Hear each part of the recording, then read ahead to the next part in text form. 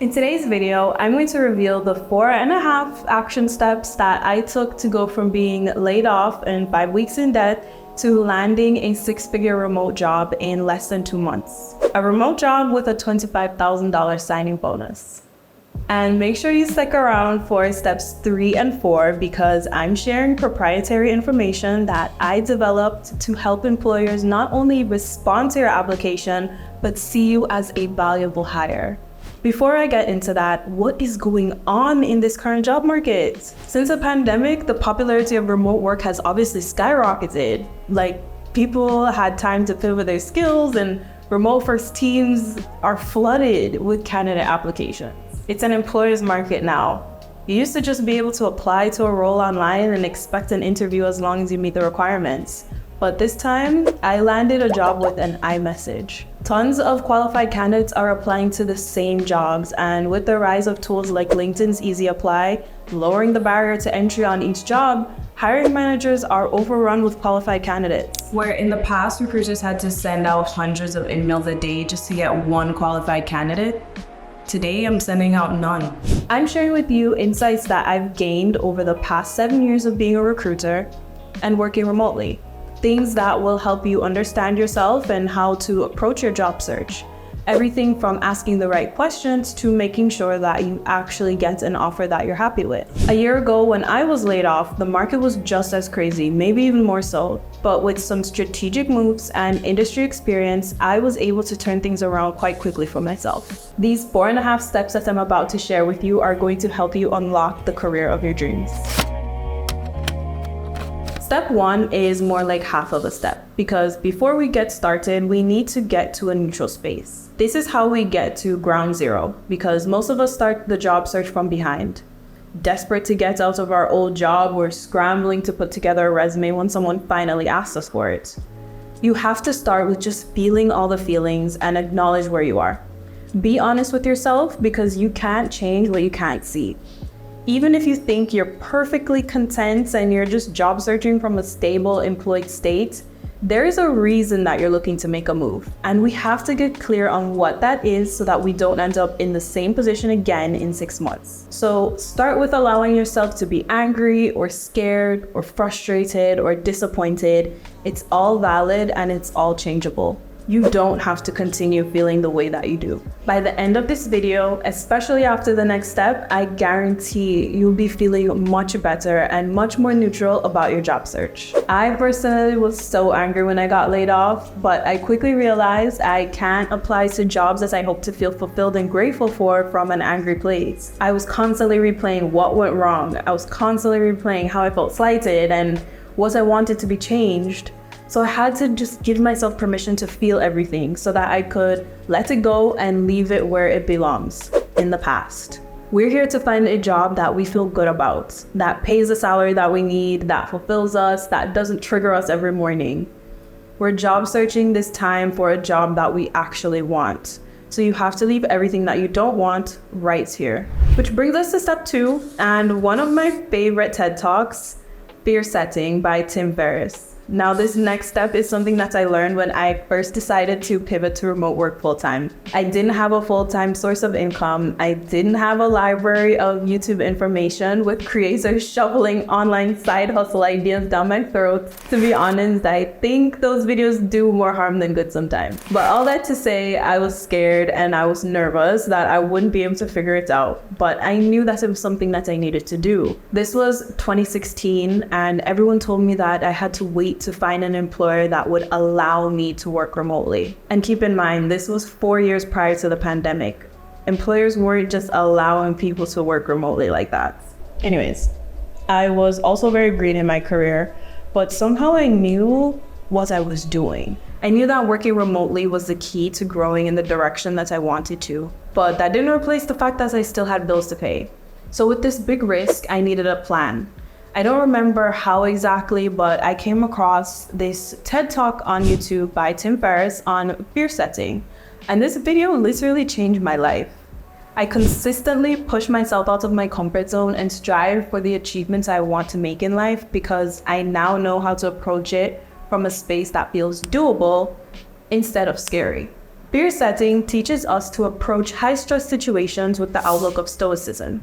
What if you don't get the job? But what if you do? For me, in my career journey, it has given me the mindset to take risks and make moves that I wouldn't have done without drawing out the consequences of keeping the status quo. For you, this could look like applying to a managerial role or a role that you don't think you're qualified for. It could also even mean pivoting your career altogether and outlining how actionable and simple it could be to learn how to code or get into video editing. Make a list of your fears, visualize the worst case scenario, then you're going to think about what you could do to prevent the worst case scenario. If the worst case scenario happens, what could you do to repair the damage? Then you're going to ask yourself, what would be the benefits of an attempt or even partial success? Really dig into this part. Think about all the implications, the impact this would have on you and the ones around you, your confidence, your life long term. A popular internal report by Hewlett-Packard showed us that women only apply for jobs that they feel 100% qualified for. What if they saw a job that they wanted, felt intimidated, but went for it anyway? There's a chance they would get it. Men only need to feel 60% qualified before applying for jobs. If you're an overthinker like myself, or you're prone to talk yourself out of things that you know you really want to do, give fear setting a try before you decide not to apply for that really awesome remote position. Now that we are in a comfortable and maybe even hopeful headspace, it's time to stake your claim. Step 3 is to vision board or write out what you're going after in your next move. This is where you get real with yourself. Be honest. If you could have a dream job, what would it look like? Step 3 is where we strengthen our mindset and commit to landing the job that allows us to work our desired schedule, pay us the salary we want, and maybe even includes unlimited PTO. What would be an offer that you immediately say yes to?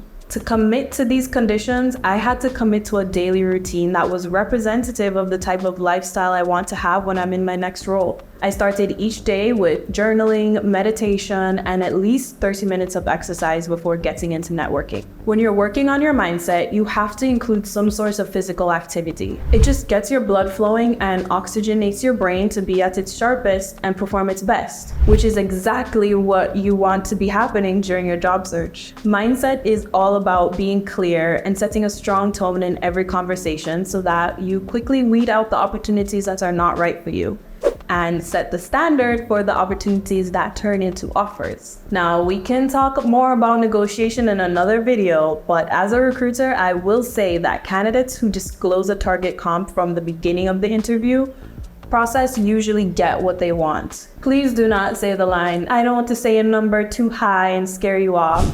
You work to earn money. The point of you performing well in the job interview is to prove your worth, so that you might as well state what you think you're worth. If you let other people define that for you, they will always lowball you. You always want to be as clear as possible in what you want, so that when you start off your new role, it's on the best foot possible. If you don't define why you are taking a certain path in your career, you will not feel fulfilled. No doubt about it. Every day that you get up and go to work, you're motivated by something. It could be money or family or service or talent. I created 30 days of journal prompts that I use with my career coaching clients. Every one of them say that this is a pivotal moment in our working together. They were able to get clear on what they want and communicate that. If you want to check it out, the link will be down below. Now, step 4. This is where things get fun. This is where everything comes together and moves with momentum. Who are you showing up as in the next step of your career? You have to be able to communicate that. You have to feel confident about who you are in your next role. Most of the time, the first impression will be your resume. If you're targeting a remote job, I highly suggest creating a one-page creative version of your resume.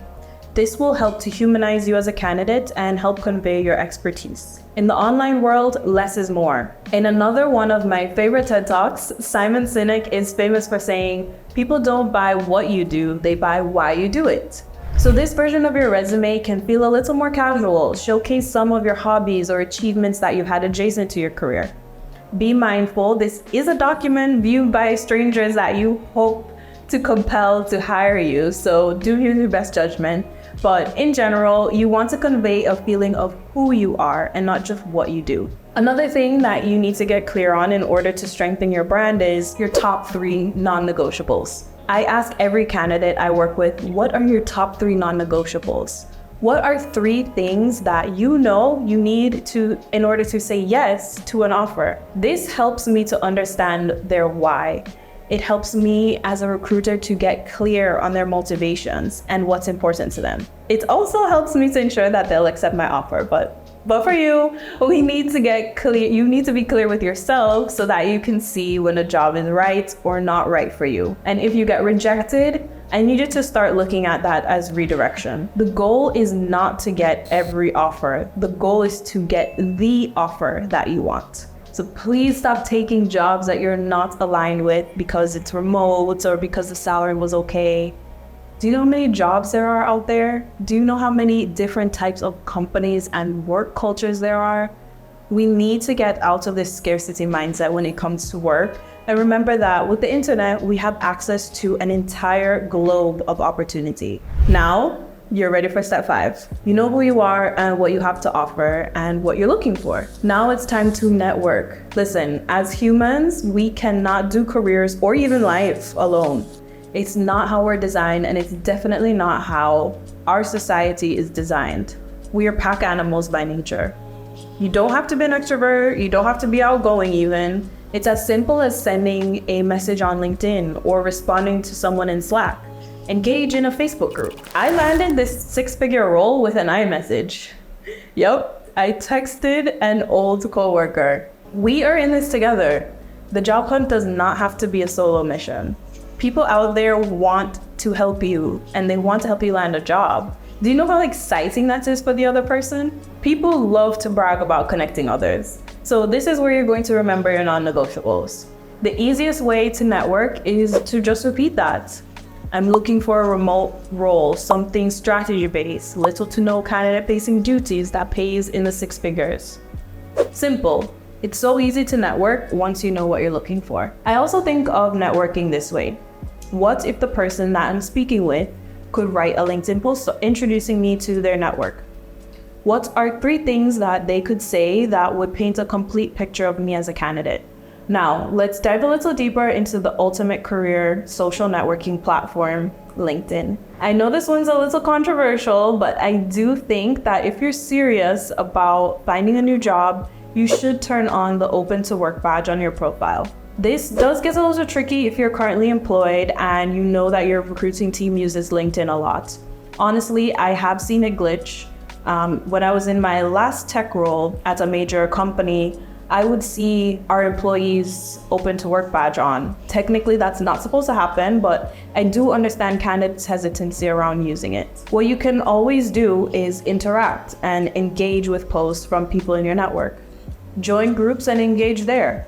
The more people see your name, the more familiar you feel and the more likely they will help or refer you. When you come across a role that you're interested in applying to, you want to reach out to someone at that company and see if there's a possibility of getting a referral. A lot of times, candidates that are referred get to bypass certain screening steps in the process, and this will save you precious time in the interviewing phase. Did you know that you can reach out to recruiters and recruiting agencies directly? You don't have to wait for them to send you an email. You can message them and ask if they have anything that aligns with what you're looking for. Just be sure to attach your resume to increase the likelihood that they'll review it. The next place that you'll want to network is not very commonly known, and that's Slack. Some job boards have created Slack communities where employers and employees can network. They typically revolve around a common demographic like ladies get paid or remote people of color. These Slack communities offer more than just job openings. They are also a place where you can go and seek advice or share ideas. Network. Now, I can go on and on about the spaces on the internet that you can use to network, but the point is, once you're clear on your why and what you want, you can communicate that effectively.